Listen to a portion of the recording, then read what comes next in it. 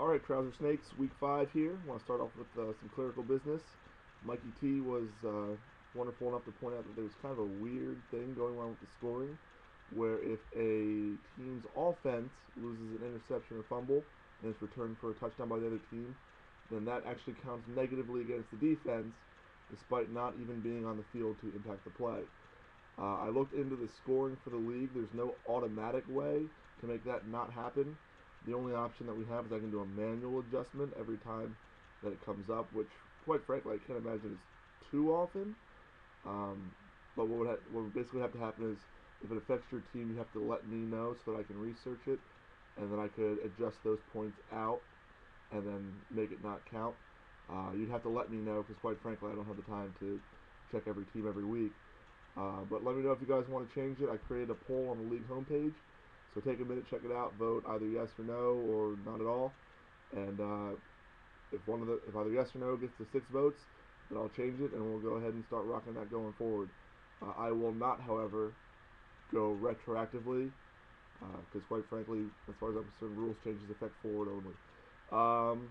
Caught some flack last week for my video. Apparently I didn't do too well with my predictions, although I don't really do a lot of predictions. I just kind of talk shit about everyone's teams. But I did get 2 things right. First off, you are all nutsacks, so I got that part right. And then also I did mention that Micah was the team to beat, which I still agree, and I took that to heart, and I beat him. So he is no longer undefeated. Micah, I think it's probably a good time to just completely dismantle your team. All hope is lost. If you want to drop Javid Best, you could just trade him to me if you want to. That'd be fine. Same with Calvin Johnson. I mean, you don't need those guys. They're terrible. It's really time for a rebuilding phase for this part of the season.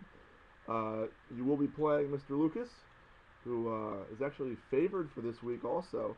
Had a pretty solid week last time, although, Eric, I've got bad news for you. Looks like you're starting Joseph Adai. That is not going to go well, as he is definitely part of the 0-16 Andrew Luck conspiracy and will get you almost no points this week. That was, however, a good win you had over Mark.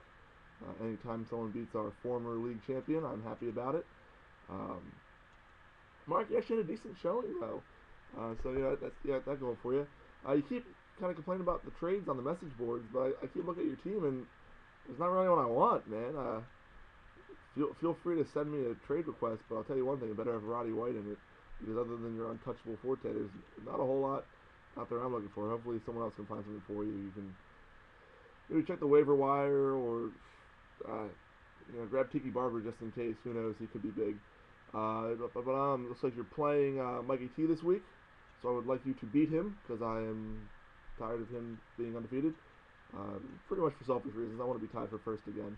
That would be very good for me. Let's see.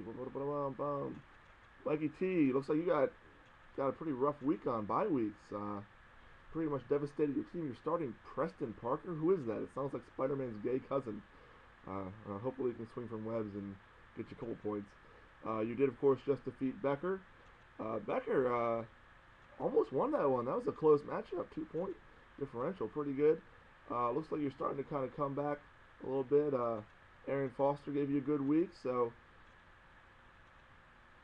maybe you'll get something going again. I would say, however, that you are playing Smith this week, and Smith is getting my upset pick of the week, a brand new feature that I'm unveiling right now.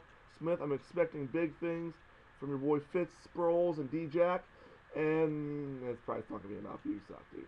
You got to make something happen. Let's see. You, of course, lost to Kirch. Kirch looking pretty decent also, definitely on the up and up. Cam Newton had another good week. I'd like to think that maybe there's some validation there for the two of us in our trade.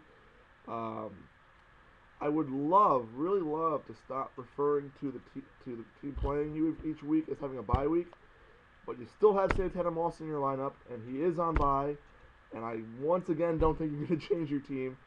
So, God, come on, please change your lineup, make it a showing. I mean, you're only playing Hoofy. It should be a pretty easy win for you. Although, in all honesty, Hoofy got a pretty strong prediction from the league as far as the projections goes, which, if I remember correctly, means that Plaxico will score 0 points, and LeGarrette Blount will have a great week on your bench. So we can count on those things. You did, of course, get your first win against Maria last week. Maria, I need you to have a shitty week because you're playing me. I've got a bunch of people on by, and I don't feel good about playing you, but hopefully you suck enough, and I will prevail based on talent and word of mouth. I've sent a bunch of text messages to all my players. They're all pumped up. They're ready to go. So hopefully that works, and I guess we'll see. Other than that, I will see you later, a-holes.